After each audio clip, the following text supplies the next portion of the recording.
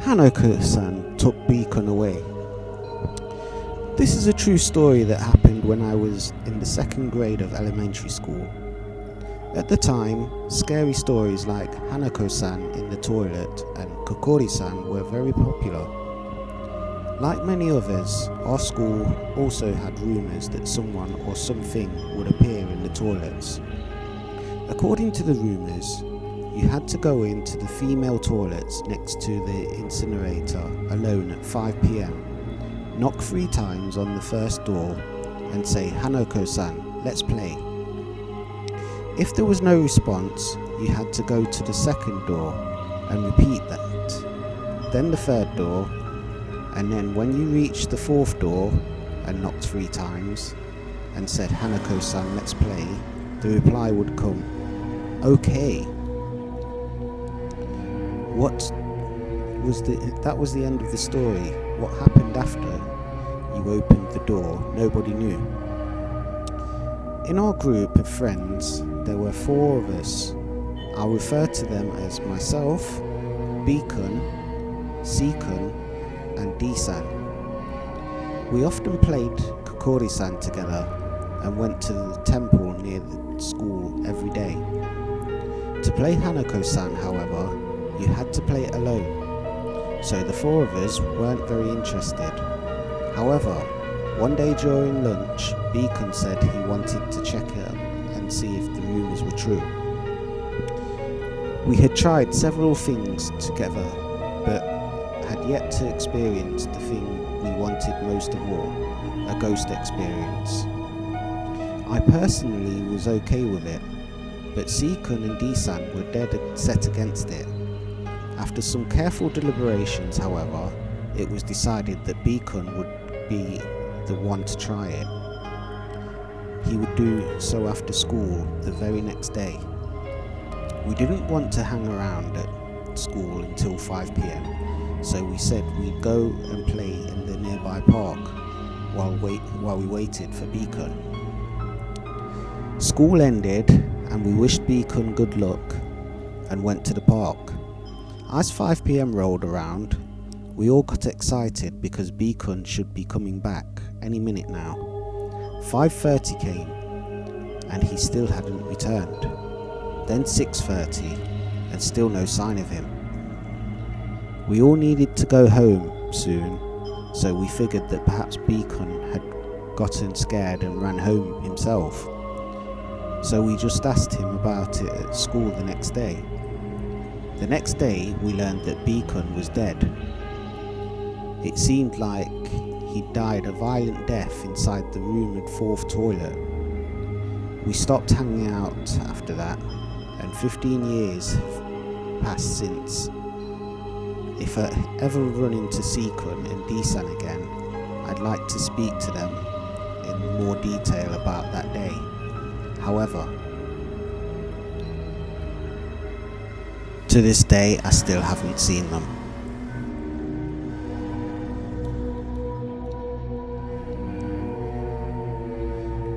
It kept repeating like a video loop.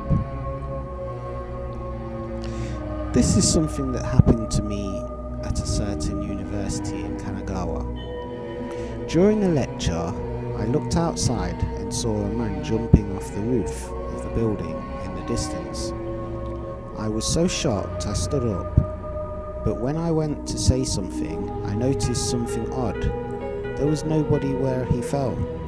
That's strange, I thought, and looking at the roof of the building again, I saw the same man jumping once more.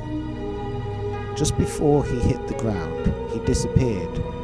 Then he jumped again, and again. It was endless. Jump and disappear, jump and disappear.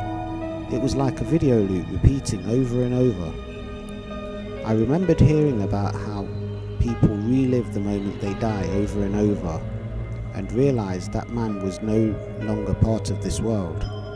Every day in the morning and during the day, and at night, on and on, the scene of his suicide looped.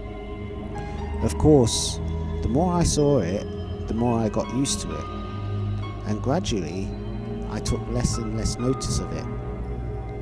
You could say the sight of his suicide became a part of my daily life.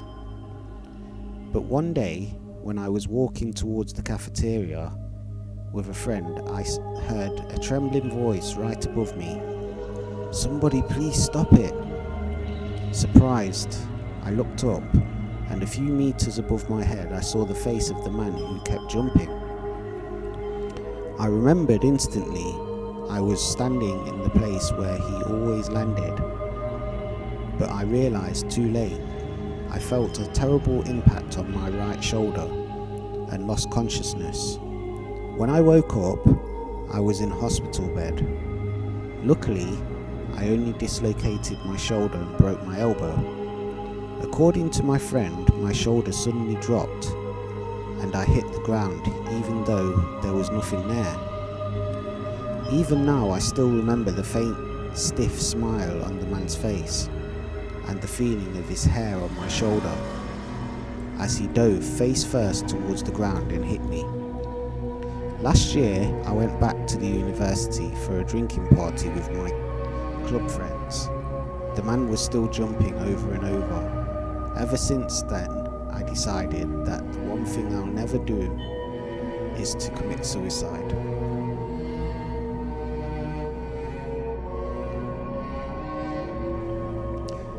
Have you ever heard of the game called Stairway? Is there anyone who's ever heard of the game called Stairway? Ghost Stories. It won't show up if you try to Google it. It's probably just something we play in my town. But I have a story I'd like to tell you. The first time I heard about this game was in 6th grade. From the 5th grade, I was always hung out with the same 3 guys, A, B and C. We were the type of kids who were always noisy in class, and we liked rather refined games. We'd build secret bases and play kowabana. We'd test our metal in the local graveyards and so forth. It was the normal stuff that kids everywhere would do. But around halfway through the year, Stairway Ghost Stories started to become really popular. Of course, we were like, how do you play it? You want to play? Of course I want to play. The rules were as follows. From the top landing of the school stairs, that is, from the front of the door leading to the rooftop, you sit down and tell as many stories as there are stairs leading up, one by one. Each time you tell a story, something will take a step up. But the time that something reaches the top, something really strange will happen. Once you start, you mustn't stop until something reaches the top landing. You mustn't look down. There were a few other rules, but they weren't as important. It was essentially a game that mixed a round of ghost stories with kowabana. In addition to us 4 guys, a girl named Dee also joined us. Eventually the game became so popular that the teachers got wind of it and banned it outright. So we decided to play it on a Sunday when no one was around. We gathered at school on the day with 2 or 3 ghost stories prepared each. I remembered looking for really scary stories that would make the other boys wet their pants because I wanted to look cool in front of Dee. Once everyone was there, we went straight for the stairs. We counted each step on the way up. There were 12 in total. You're not scared, are you? Of course not. We were ready for anything. Dee-chan was also unexpectedly brave. She looked like she could take on anything. We sat down on the dusty landing, made a circle and got ready. I was sitting with my back to the stairs. To be honest, I was a little scared, but I didn't want the others to know. so I pretended otherwise. Then we started to play. We started from A, then B, C, myself, and finally D-chan. Including my own, each of the stories we'd prepared were actually somewhat scary. So as we finished a single round, I started to feel chills run up and down my spine. Every now and then, one of the guys would poke fun, saying things like, "You're scared, aren't you?"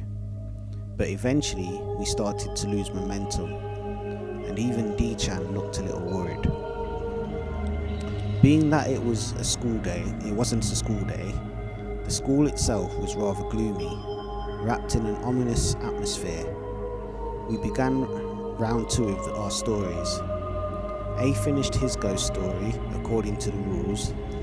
This was now the 6th step. We were entering the final half. I think everyone was thinking the same thing. Gishi, something made a noise. We all looked at each other. Not a single one of us said anything. At that moment in time, all I wanted to do was go home. I think the others probably felt the same as well.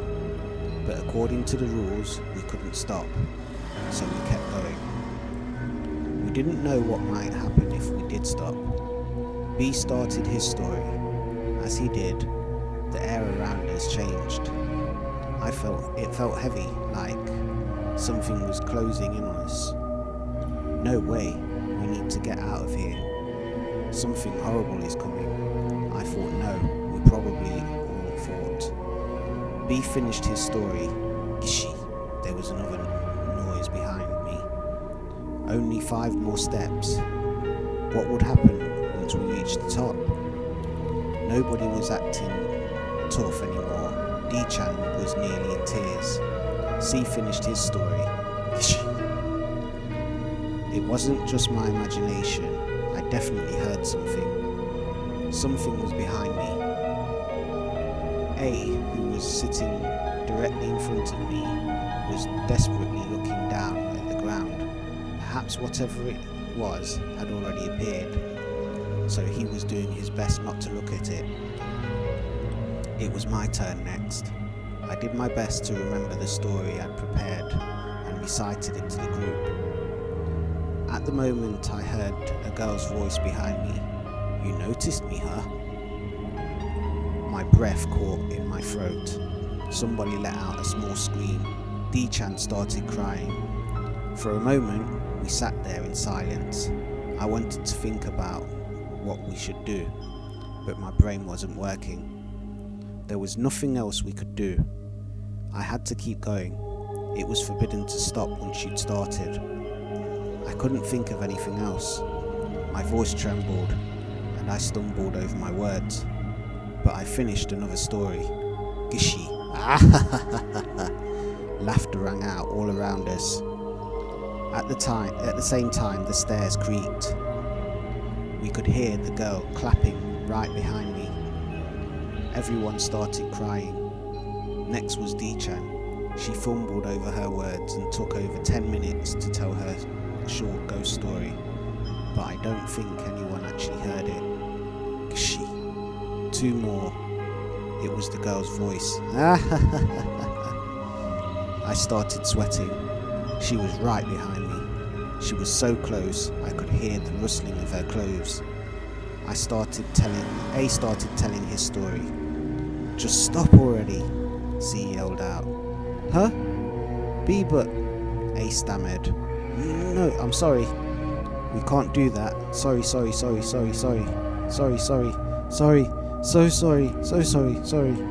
C suddenly started repeating the word sorry over and over and over, like he'd gone crazy.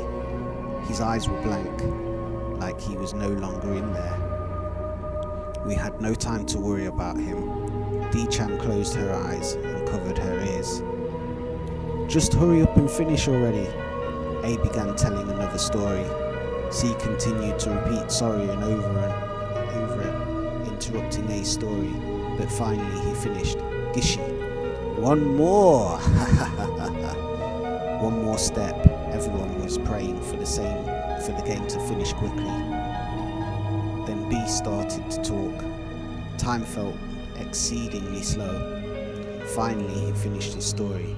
Dan, I felt it in my right. I had arrived. We all closed our eyes and covered our ears. Even C fell silent. What was going to happen? Then in an instant, the atmosphere returned to normal. Huh? I cautiously removed my hands from my ears, opened my eyes and looked up. Did you have fun? She was there, right before our eyes in the middle of the circle. She was wearing a flower-patterned dress, with just her ankles peeking out from under it. Holding her hand out towards me. Her head was twice the size of a normal person's, but her entire body was covered in laughing faces. They were packed tightly together, so many of them, all over her body. The faces all laughed together. We all got up at the same time and ran. C seemed to have returned from his bout of craziness as well. We ran all the way to the schoolyard before we stopped to catch our breath.